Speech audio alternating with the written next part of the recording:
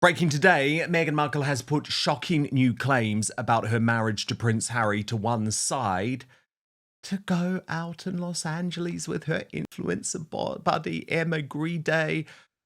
Oh God, this dinner was totally cringe, actually. I mean, People magazine reported on it breathlessly. Meghan Markle attends star-studded LA dinner, and guess what? She bought the wine. Problem is, there were no stars to drink it. Let's just be honest there. And the only moments that have gone viral, actually, are firstly when Emma Grede nearly hits Meghan in the face. She's not impressed. There are those of you that are raising a lot of money, are trying to raise a lot. And then you've got to look at Meghan's face when Emma Grede dares interrupts her in the middle of in the middle of her trying to talk. But there is a serious side to this. Nancy Sidley not happy at all about the fact that Emma Grede has become an ambassador for the King's Foundation, now hanging out with the enemy, writing, okay, King's Foundation must immediately strip Emma Grede from being an ambassador. This is outrageous. Emma cannot be trusted to do the work on behalf of the King for the good of the people of the UK and the Commonwealth. So, according to Taz, royal YouTube sensation with me now. Tash, I mean, I guess there's a quite serious point there about Emma Grede, right? I don't even know why the King's Foundation signed her in the first place. Like, as far as I'm concerned, she's a no-mark liability associated with the Kardashians. There's much bigger celebrities that want to be involved with the British royal family, from Taylor Swift to Lady Gaga. So I'd say sack her. Obviously, I would. But I'm more shocked by just the desperation at the moment of Meghan. It's like completely exhausting. And by the way, completely putting paid to any suggestion that she spends any real quality time with her children. I mean, we knew that she didn't. These are children that are effectively raised by the staff, but she's really proving the point, isn't she? It is very bizarre for a woman who has restyled herself as a mummy influencer for a start, but also to leave children at that age. If they were teenagers or even tweens, you could understand it a bit more, but this is such a crucial age in development. And she's not bothered at all about rushing back to them. You know, she leaves them weeks at a time, and she has done so since they were, since they were toddlers, since they were babies. And I do find it odd. With Nancy Sidley, yeah, she is not impressed at all with that. And I can understand it, but I think it makes almost Meghan look more of a hypocrite, because she's got a friend here that she's obviously using to raise her profile in America. And I agree with you. Emma's profile is more in America now. Yes, she came from London, but that's where her profile, her business, that's where people know her from Shark Tank and Skims with the Kardashians. So she's very much a US choice, and maybe that's why the King thought she'd be someone else that could represent the King's Trust more American side. But with Meghan being friends with her, if Meghan was treated so diabolically by the royal family, Meghan was treated with racism, they didn't care if she was suicidal, and then she's still choosing to be friends with Emma, because surely she'd be like, well, if you're a friend of mine, how dare you team up with the King? How dare you team up with the royal family after everything they put me through? But of course, Meghan has decided that she's no longer wielding that storyline all of the time, because she's trying to reinvent herself, and Harry's trying to make good with the royals, so she can't keep completely attacking them. But yes, I mean, the link between Meghan being friends with Emma and the King's Trust, my only thing that I can think of is perhaps Idris Elba put in a good word, because Idris Elba is also very close with the King, with the King's Trust, and he's been with Emma Grede on her podcast. They know each other. So maybe that's the connection. That's the connect. That makes a lot of sense. By the way, People is working so hard to really try and amp up this dinner, right? Star-studded. I mean, there wasn't a star in sight, okay? Like, I'm just going to be honest, and I know this isn't my world, but the dinner was held at a designer's house, Callie Wearstill. There was a meal, it sounds revolting, Tash, prepared by a plant-based chef called Camilla Marquez. The event was planned by Stephanie Horton and sponsored by Shop by Google. But I mean, I'm literally looking through all of this, and I just cannot see any stars whatsoever. Like, listen to the other guests. Rachel Zoe, former Yep. Netflix CMO Bazoma St. John, Russian tennis pro Maria Sharapova. Okay, I guess she was a household name many moons ago. Author and former US ambassador to the Commonwealth of the Bahamas, Nicole Avant. Fleur creative director and influencer Chriselle Lynn. Makeup artist and beauty founder Danessa Mirix. I mean, that's not usually, Tash, what People magazine would describe as star-studded, is it? Can you believe that more than half of you are watching this video but not subscribed? So please do me a huge favor. Click the subscribe button now. Turn on the notification bell so you'll be alerted to all of our brand new Outspoken videos. It's like a Temu version of when Gwyneth Paltrow holds her big dinner parties. You know, she's had collaborations with Loro Piana. She does these big, beautiful, very ostentatious, like stunning dinners that she has often outside, and she does have A-listers. There are a couple of people there that are on the same list. I think that's Ted Sarandos's wife, isn't it, Nicole? She looks like she's the one sat next to Meghan. But yeah, there is definitely links where it's the same connections of people, but it's almost like the cast-offs. I don't mean that to like Rachel Zoe. She's quite prominent in that, but it's almost like a Temu version of what Gwyneth Paltrow would do. And yeah, not hitting the mark the same. And Meghan, as we know, she would go to the opening of an envelope these days. She's back into her, let's spread myself as many places as I can at any given time. And then hopefully people will forget about my previous disasters. But Yeah, we're totally. never going to forget. Totally. Just do a lot. Lots of people, and again, Tash, it's not my world, but lots of people criticizing the look again and saying that she's trying to sort of ape Catherine in her suit, but not doing it very well because it's a bit crinkled. Did you agree? Yeah, there's elements there because Catherine wore a very similar coloured outfit. In fact, I think they're enough identical when they hosted, I think was it the Jordanian royal family recently? It was, yeah, and it's just weird that she does that the next day. But I also think Meghan is doing these oversized suits because she's trying to definitely, I would say, copy Victoria Beckham. You're seeing it quite a lot. See, look there, perfect example. But there's also an element there where I do think she's trying to restyle herself now as a fashionista, and she's using, because she always has to use someone as the model, and I believe she's definitely trying to copy Victoria Beckham. Yeah, you're Yeah, seeing quite a lot of that. and by the way, I mean, it is, I think, important to point out that, of course, that friendship with Nicole Avant is very important for Meghan. She will do of anything for Nicole because she is the mixed race wife of, well, I don't know if they're married. I think they are married, actually, of Ted Sarandos. And so effectively that friendship did keep Meghan in work, basically. Yeah, and there they were. Remember, they went to the Beyonce concert together, didn't they? Anyway, social climber. She's the social climber. She's a very seasoned and very skilled social climber. Nobody can knock Meghan for her talents at being able to social climb. She knows exactly what she's doing, who she needs to keep sweet. And these are the exact same people whenever you hear them going, but Meghan's so lovely. Meghan's the sweetest person I've ever met. And that's because she wants something from you. If she sees you as anything beneath her, or if you are of no longer use to her, then her true personality comes out, and it's just not nice. And of course, a lot of this, as you say, is about moving on from really negative headlines very quickly. I describe it, Tash, and it is a PR strategy. It's the flood the zone strategy. Just flood the zone. Do so much that no one can really focus on any of the gaffes too much. And there's certainly been a desire to move on from this new Radar Online report about the treatment that Prince Harry is receiving for his balding crown.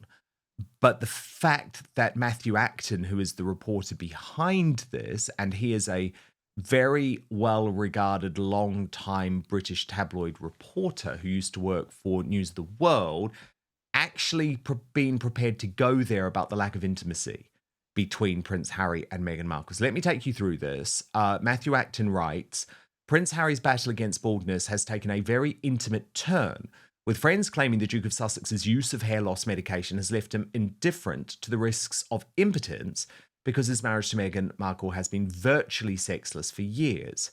As RadarOnline.com exclusively revealed, the 41-year-old royal is said to be relying on a cocktail of finasteride and minoxidil to slow his hair loss, even as those close to him say the side effects are a price he's not worried about paying. In recent years, he is said to have turned to pharmaceutical treatments to hold on to what remains. Both finasteride and minoxidil are commonly prescribed to combat male pattern baldness, but carry risks of headaches, mood changes, and sexual dysfunction. A source claimed to Radar Online, Harry is very self-conscious about his hair. He's been using a mix of treatments for a while now. He knows there are potential side effects, but the truth is it doesn't really matter to him anymore. Friends say there's been little intimacy between him and Meghan for a long time since the birth of their second child. They live more like colleagues or co-parents than a couple. The insider added he's joked before about not wanting to go bald like William, but now the joke's on him. He's become obsessed with keeping what's left, even if the meds mess with his hormones. People close to him say he's trading off his manhood for vanity, but at this point, it's about control. His appearance is one of the few things he can still feel he can manage. Photographs taken recently in his adopted home of Montecito showed the Duke's crown noticeably thinning, despite earlier speculation that he may have undergone a transplant after appearing with fuller hair in 2016. Observers have pointed out the contrast between his receding hairline and the digitally enhanced dark-haired images used in promotional material for his former role at the mental health company Better Up. Friends of the Duke suggest his obsession with appearance has grown since moving to Los Angeles. He's surrounded by people who look perfect. Another source said that environment puts a lot of pressure on him. He's been struggling to fit in, and he hates being reminded that he's aging. For Harry, losing his hair feels like losing control, and he's already lost so much. Rumours of strain in the Sussexes' marriage have circulated for months, with insiders claiming the couple's relationship cooled after the birth of their daughter Lily 4 years ago. They barely touch, an insider claimed. Harry still loves Meghan, but the spark is gone. Whether the meds make a difference or not, the bedroom door's been closed a long time. And it's interesting because on the same day, Tash, Rob Shooter has also reported about what he describes as Harry's Hollywood hair makeover. And Shooter Scoop reveals that Harry has been consulting quietly, he says, with top Beverly Hills hair restoration experts to keep his royal locks camera ready. And Rob Shooter quotes an insider as saying he's been in touch with specialists about everything from transplants to plasma therapy. He wants natural results, just more of them. And he says, and this is very similar to what Radar's reporting, Tash, he's surrounded by actors and influencers. He wants to look confident on camera, not like the before photo. He's likely doing preventative work. The improvement is small but noticeable. Friends insist it isn't about vanity, but rather about confidence. He's in the spotlight on documentaries, talk shows, global stages. He wants to feel good when the cameras roll. He's a Hollywood Duke now, and in LA, even royalty get touch-ups. So very interesting, isn't it, Tash, that these two reports emerge. Both of them are suggesting Harry is undergoing treatment for hair loss, but perhaps more intriguingly, both also claim that his confidence is at rock bottom. And of course, Radar Online go there and link it to the lack of, intimacy. Every day, we're not just consuming news, we're being conditioned by it. Headlines aren't written to inform, they're engineered to provoke outrage, shape loyalties, and drive clicks. What's sold as reporting is too often a carefully packaged narrative crafted to steer the way we see the world. It's not just the journalists. Behind them are corporate owners, political operatives, and algorithms deciding which stories dominate the conversation and which ones vanish without a trace. The result? A public that's divided, misled, and increasingly skeptical of what truth even means. But there is a way to break free from the spin. Ground News brings together headlines from over 50,000 sources across the globe. But what really makes it powerful is the transparency. You don't just see the stories, you see the political bias behind every source, the ownership ties, and the coverage breakdown across the spectrum. That's why over 1 million people have downloaded Ground News. Even the Nobel Peace Centre praised it as an excellent way to stay informed, avoid echo chambers, and expand your worldview. And you can see for yourself at ground.news/outspoken. Now, my favourite feature is the blind spot feed. It shows you which stories are blowing up on one side of the aisle, but barely mentioned on the other. It's the clearest way to see media bias in action. So let's look at a recent story that the left is ignoring. Pennsylvania Senator John Fetterman accused Democrats they have forgotten why we lost in 2024, urging the party to avoid a government shutdown that would harm Americans. The right frames this as a rebuke of his own party, as Fetterman has broken with progressives on numerous issues, including on Israel, and in not referring to Trump as an autocrat. On the other side, the right is mostly ignoring that Canada's Prime Minister Mark Carney has paused a 2026 electric vehicle mandate and announced a new Buy Canadian policy as it adjusts to US tariffs. The left frames Carney's decision as a betrayal of climate initiatives while simultaneously applauding his focus on affordability. With every story, Ground News shows you the entire spectrum of who's reporting from left, from right, from the centre, how reliable each source is, and who owns each outlet. It's everything the corporate press doesn't want you to see. And right now, you can get 40% off the Vantage plan, which gives you unlimited access to all the features I personally use for less than a cup of coffee. Just visit ground.news/outspoken, click the link in the description box below, or scan the QR code on screen. That's ground.news/outspoken. But now, back to the show.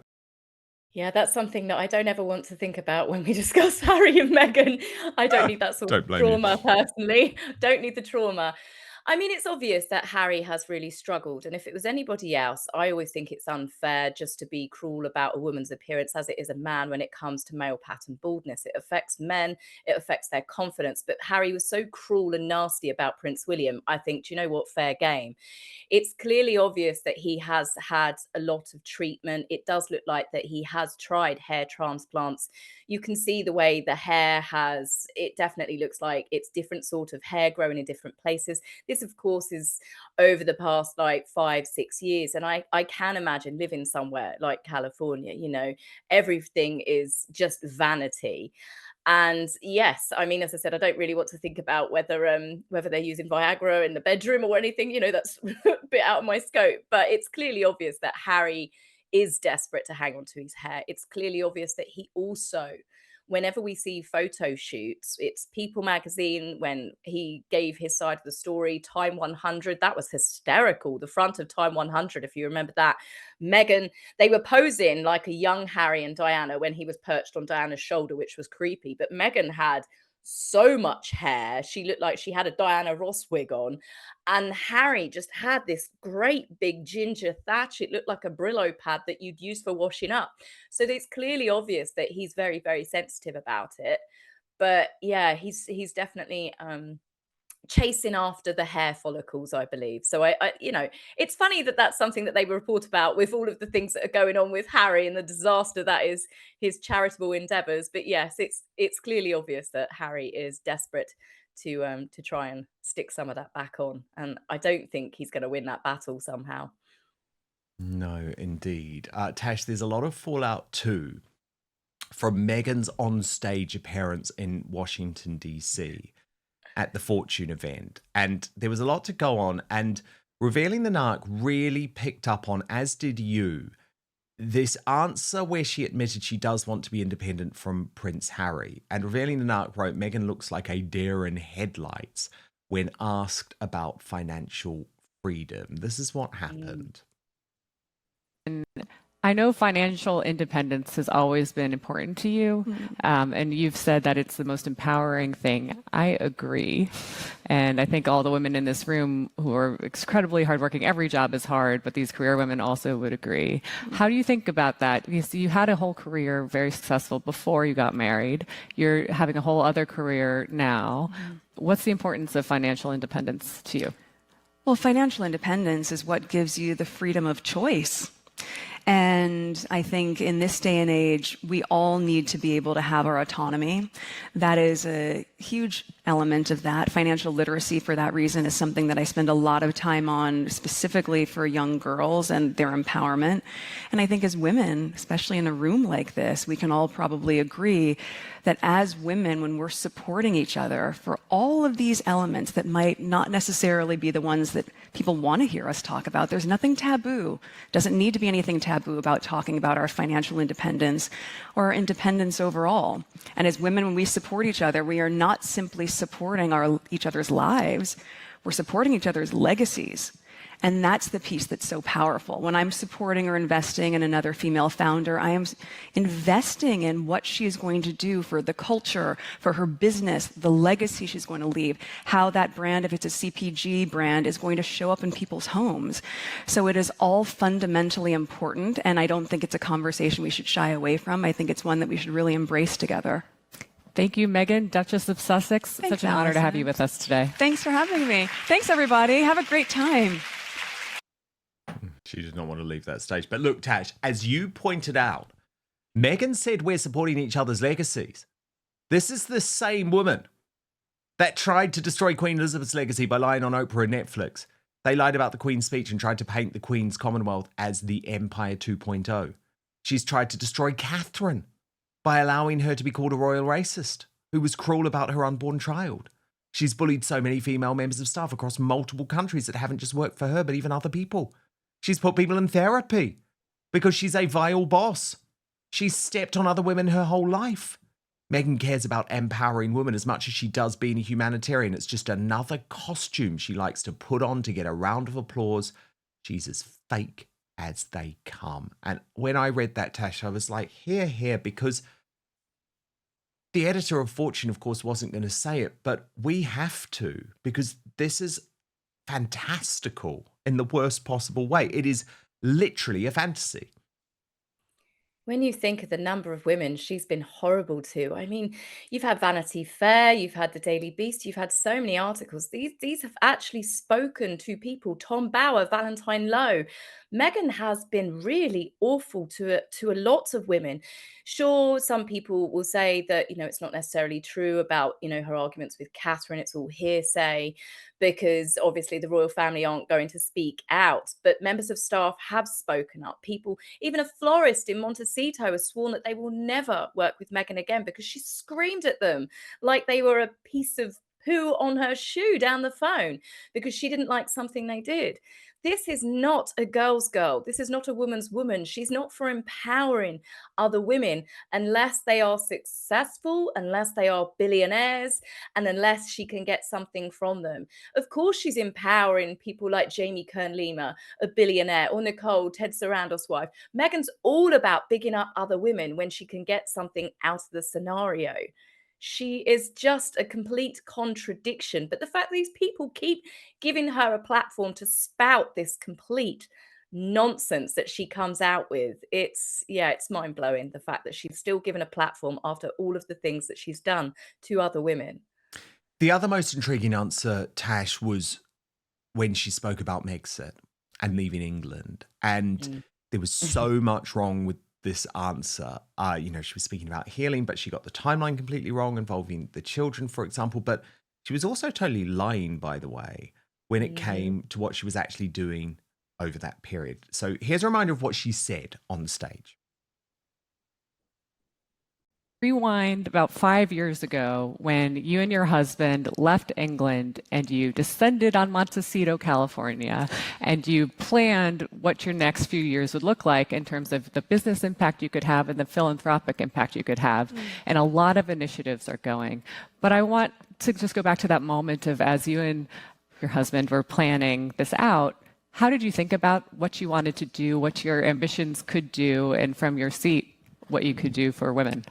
Well, I think 5 years ago was a very different situation for all of us. And, Archie was so little, and I had just gotten pregnant with Lily around that same time. So we were nesting and healing, and also, I don't even know I had the bandwidth at that time to think about what the big picture dream was. There was no plan. It was just, let's get through these next couple years, create community, which was always so important to both of us in our new environment. And then as we started to get into our producing, through our deal with Netflix, really creating projects that we felt were compelling. And then I said, okay, I've always loved being able to share. I've always loved being able to cook and entertain. Is there a business here? Now, Tash, as Painful. Toomey pointed out, she forgot. This was her during 2020. And let's just look at the little video of her pictures during 2020, Tash, because this is what she was doing during 2020, right? Toomey was spot on. She was spot on. And that's just the things that they were doing. That's not obviously counting filming Netflix, trashing the royal family, Harry writing Spare, the countless interviews, 2 Oprah specials, the podcasts, the constant attacking of the royals, trying to smear them. Oh, yes, we were just nesting. It was all lovely and roses. No, it wasn't. You were trying to destroy the royal family. Tash, some breaking news in terms of Prince Andrew today. The Times reporting that it is possible King Charles could now strip his dukedom as a result of the new revelations. This from Stephen Swinford, who's the political editor of the Times, but it's actually the royal editor of the Times, Kate Mancy, who has reported this. My belief is that this will have been briefed directly from Buckingham Palace, so it's certainly legitimate. He explains the king is considering stripping Prince Andrew of his title as the Duke of York as the palace reaches a tipping point with him over a string of scandals. Charles is considering all options, royal source said. One option would be to remove the dukedom from Andrew. Such a move would require an act of parliament, but it would be likely to receive government and public support, particularly if it had the king's backing. It is hoped that Andrew might voluntarily give up the title before being forced, however. And Tash, of course, Prince William has advocated privately behind the scenes for a long time for there to be this tougher sort of action, which the king has resisted. But over the past couple of weeks, we've seen the publication of that email to Jeffrey Epstein, proving that Andrew had actually lied about how long he'd stayed in contact with the paedophile. And of course, Virginia Giuffre's autobiography being published from Beyond the Grave. Do you think the king now does need to take this nuclear option in the way that Prince William thinks he should?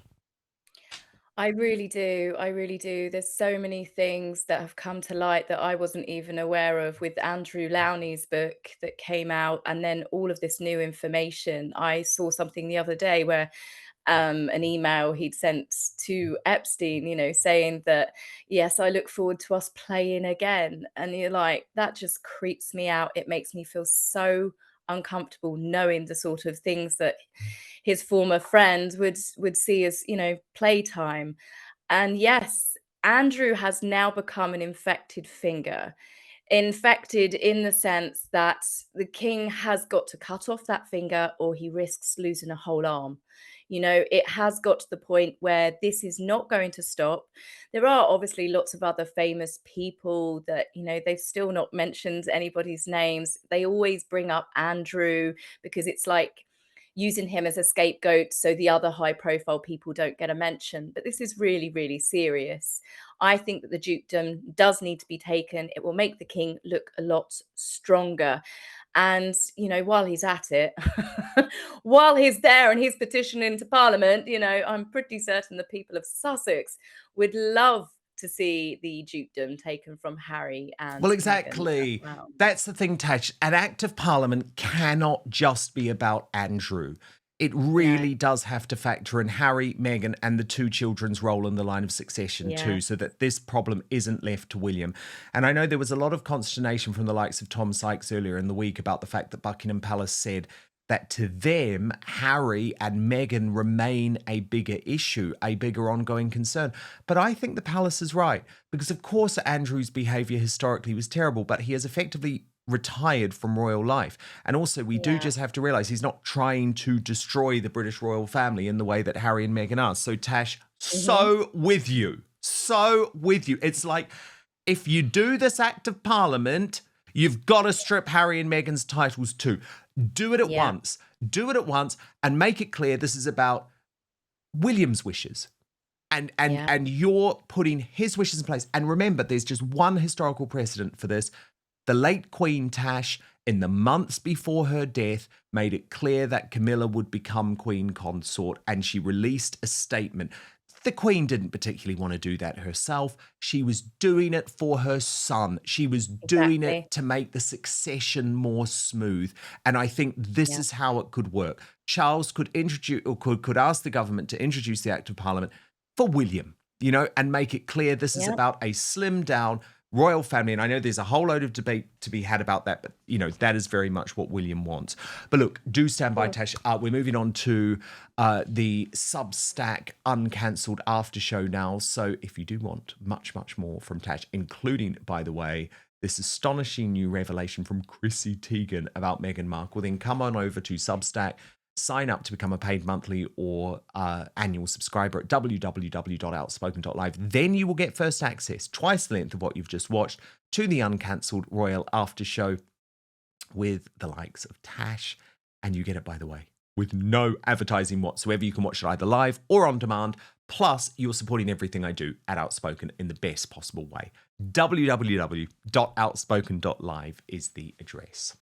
Thank you so much for watching Dan Wootton Outspoken. Please click on my face just to the bottom left to subscribe to this brand new independent news source and turn on the notification bell so you'll be alerted to our brand new live shows, uncancelled interviews, and special royal episodes.